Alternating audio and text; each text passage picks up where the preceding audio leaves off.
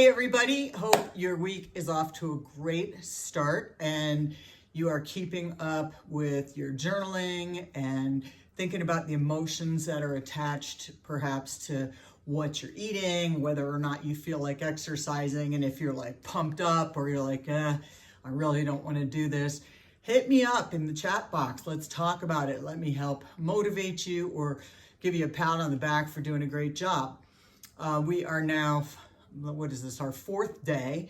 And so hopefully you have been working on some of the exercises that I was teaching you about the other day. Now, you'll notice I do have my foam roller here. We talked about doing this particular exercise. I showed you it with the towels. So the short arc quads, remember you've got this right under your knees, your shoulders are back, your head is in, your chin's retracted, and you want to make sure you're flexing your feet. Now you can do this. You can alternate one at a time, holding each one for 5 to 10 seconds. If you're using half a foam roller, not a 3-foot foam roller, you can also do one leg at a time. Now this is going to be presumptuous thinking you have a foam roller. I do want to encourage you to get one. I believe you can get them for about $25 on Amazon. It's a great tool for you to use, and we can do a lot of core and stability. So I am going to use this today, but realize that you can do these things on the floor. So I'll show you both options. And this is Coda. It's very hard in this house to get anything done without a pet. So we have 2 dogs and a cat that are usually in the videos. Hopefully I won't have a 70-pound pit bull jump on me while I'm doing this. But I want to start off with a couple really basic. Remember, this week is just about the basics, just the fundamentals.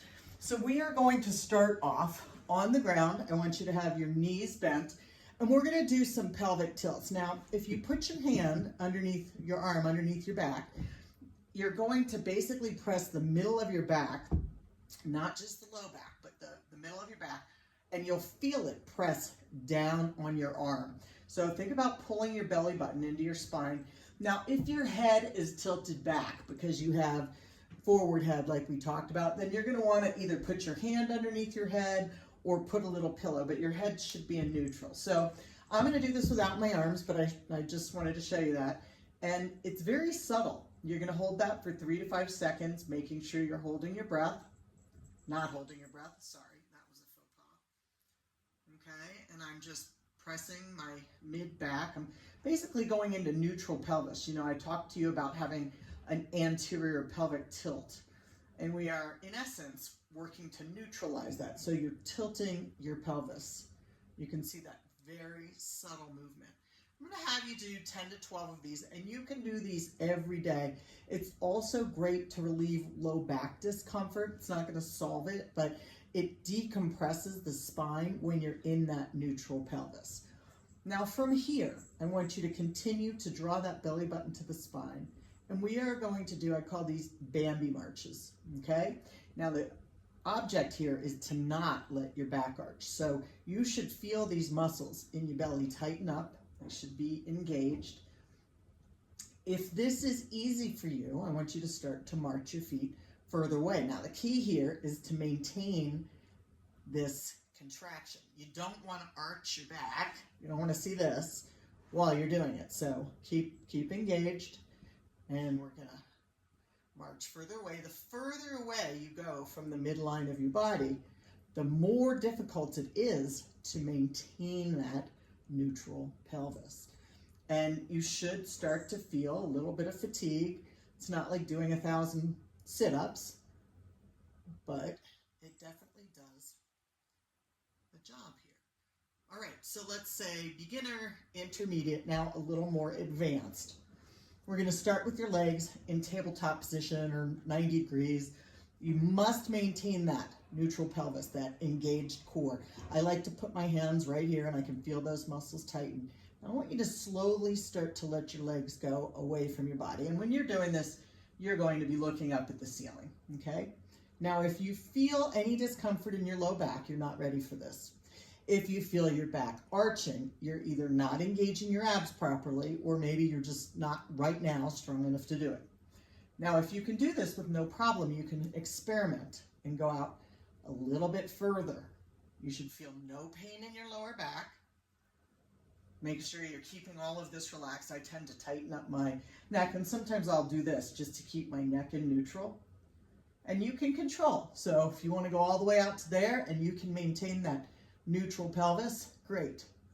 If not, we're not going to do that. All right, from there, we're going to get the obliques.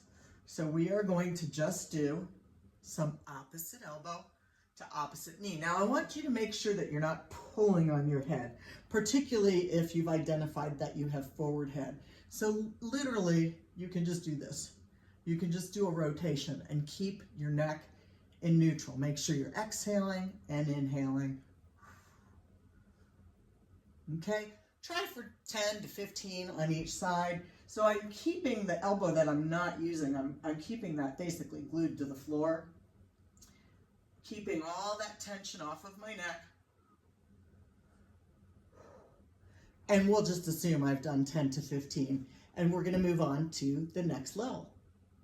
All right, we are going to use this foam roller now. You can also buy a foam roller that is half, so you don't have that full circle. This is going to be a much more unstable scenario than if you A, do it on the floor, B, you use half a foam roller.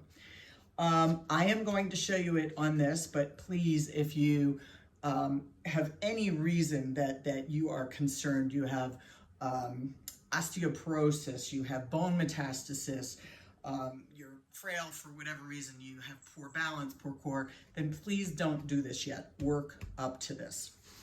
I am going to start by sitting on the edge right here, and I want to use my muscles to roll myself down.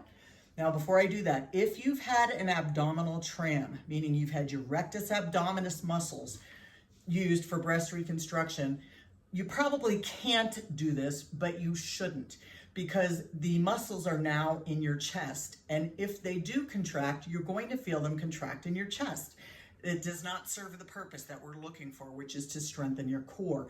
In your case, we're looking to work the transverse abdominis, beneath that, the external and internal obliques, the multifida, all the other core stabilizers, which probably mean nothing to you, but follow my lead. So we're gonna roll down one vertebra at a time, okay?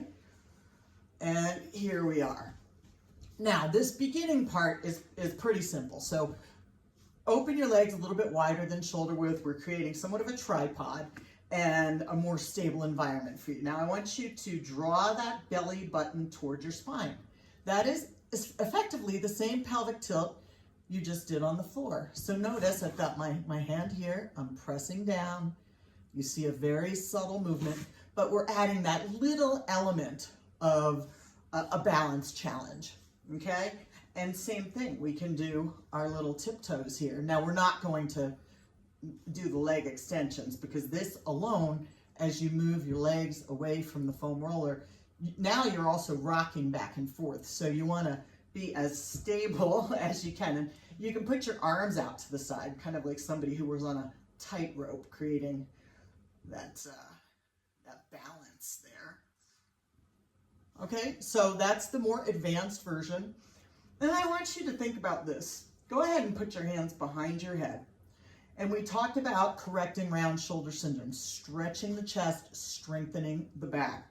So let's start with this. I want you, without arching your back, to push your arms back so we're stretching the chest. And I want you to feel your shoulder blades around that foam roller and breathe in and out. Hold it for 3 seconds and release.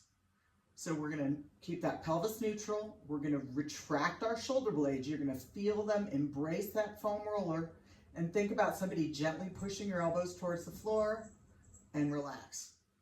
Let's do it again. And you know, you can do as many as you're comfortable with. The more you do, the better. However, you should not have anything more than a mild discomfort, definitely not pain. Now I'm gonna turn this a little so I have some more room here. And while we're here, we are going to start with what we call a chest fly or a barrel hug. Let me move this down a little bit.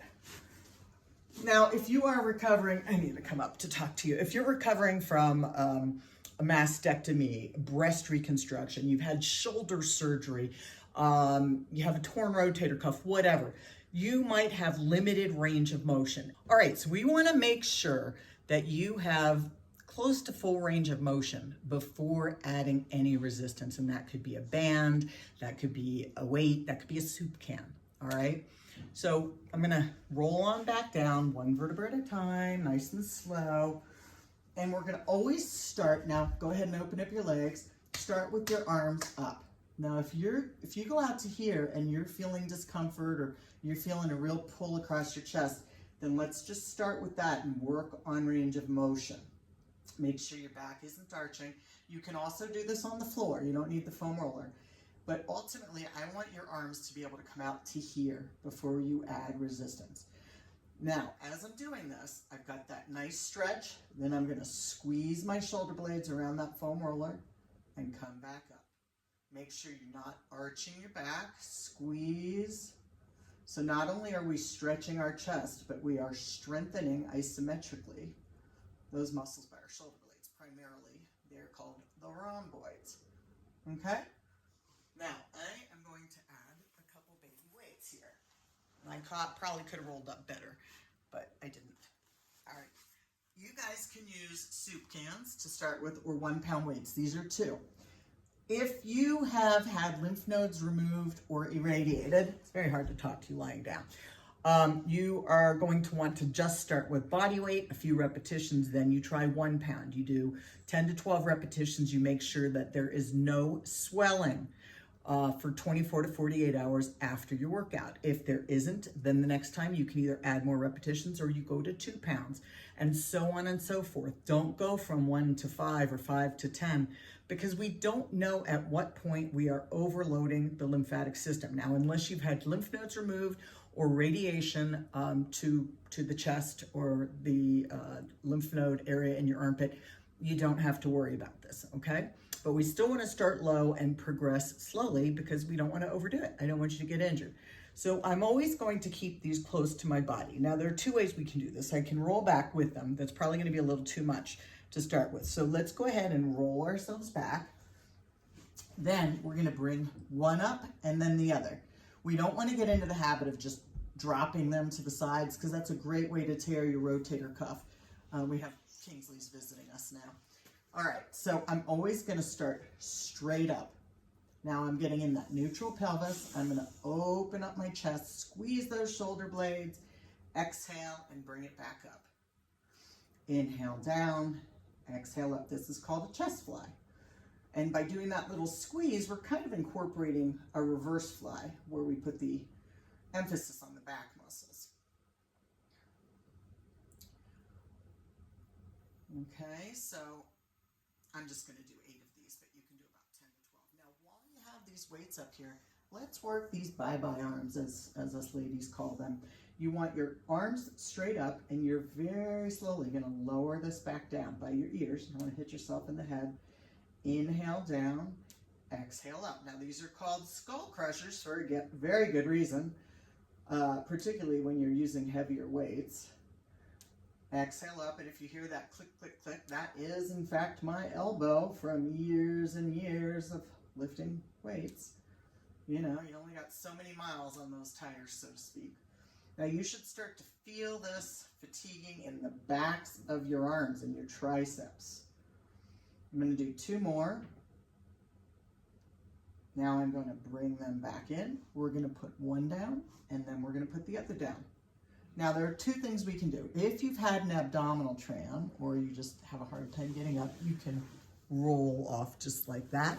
Otherwise, you can roll up like we've been doing already. So we just did a couple core exercises, which anybody can and should be doing. You start on the floor. You can work up to half a foam roller. Then you can work up to a full foam roller. I showed you, the little Bambi steps, the leg extensions, the pelvic tilts.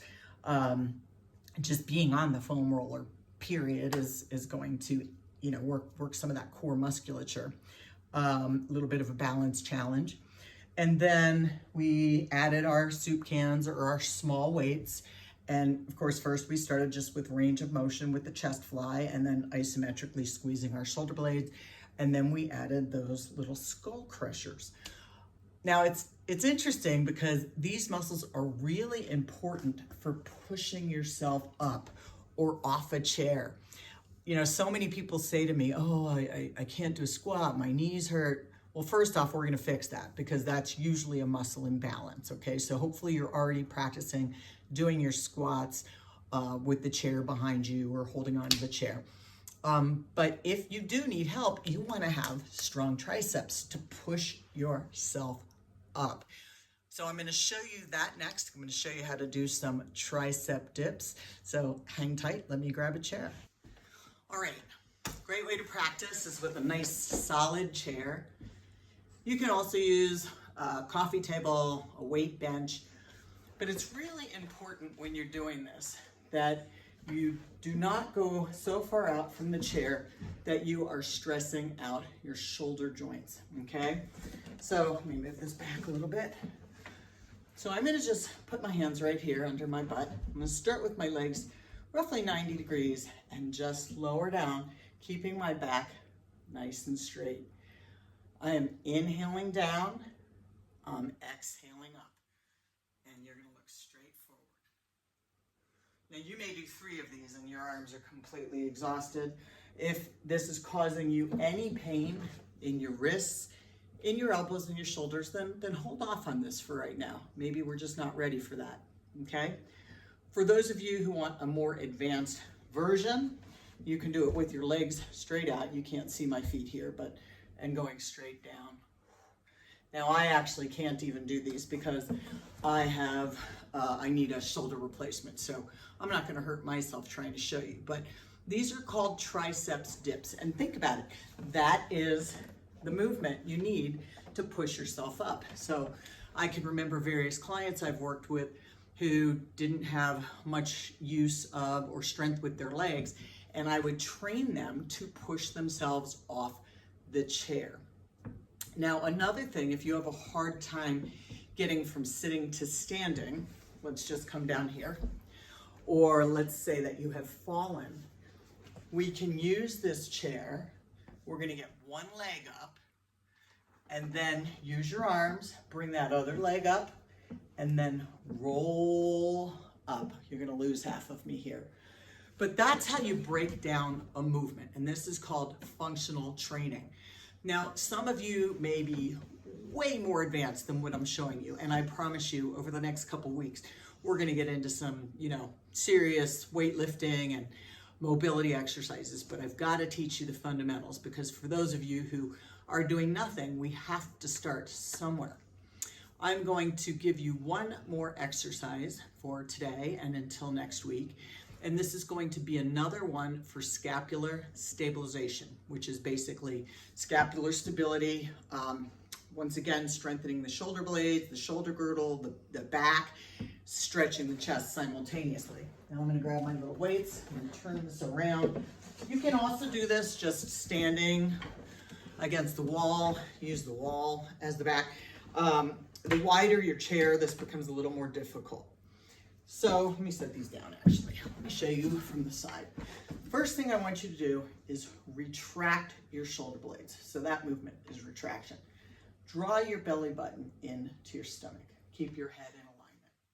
Think of holding a book on top of your head, okay? Now you're gonna raise your arms up, and I need to show you the front view for this as well. But I want you to think about squeezing a tennis ball between your shoulder blades. And if you're doing this standing against the wall, you want to make sure your back is not arching when you're doing this. So from the front, this is what it looks like. Your arms are coming up essentially in a V, okay? Your thumbs are up and your hands are slightly turned out. So each time, belly button in, shoulders back, head in alignment. Okay, you want to exhale up, inhale down. Now you can add your soup can, you can add a 1 pound weight. Even at my strongest, I don't think I ever did more than 5 pounds with this. It's a tough exercise. So go ahead and start with, 8 to 10, 10 to 12 of those. Now, once you start adding weights and resistance, you're going to want to take a day off in between those exercises. If you're not using any form of resistance, quite frankly, you can do it every day, particularly all of the core work. Next week, I want to incorporate some balance training, which is really important for any of us as we get older. I mean, look, it could happen when you're 20 or 30, you trip, you lose your balance, and if you have good core stability and cat leg reflexes, you can save yourself from a fall and a potential injury. So combine what we've done today with what we did on Tuesday and work on these things over the weekend. If you have any questions about your meal plans or cooking instructions, substitutions, reach out to me, let me know. I am here for you. And I also want you to be thinking about, mentally where you're at. Are you finding this challenging? Are you having a hard time getting motivated? Are you super pumped up? What motivates you? So think about this. Picture a time in your life where you felt your absolute best. Now, this doesn't mean you looked your absolute best, because there might be a time in your life where maybe, you didn't feel like wearing a bikini, but you felt better than you've ever felt in your life. So just create a mental picture of what that looks like, or get a picture, put it on your refrigerator, and I want you to think about that every single day. And maybe it's not about something that's happened in the past. Maybe it's the future. Maybe you want to be strong enough to play with your grandkids or your children, or to be able to go on that international trip with your partner. You just want to enjoy a strong and vibrant, healthy life. We all have our own motivators. I'd love to know what yours is and how I can help you. In the meantime, you guys have a fantastic weekend. Keep up the great work, and we will touch base next Tuesday. Till then.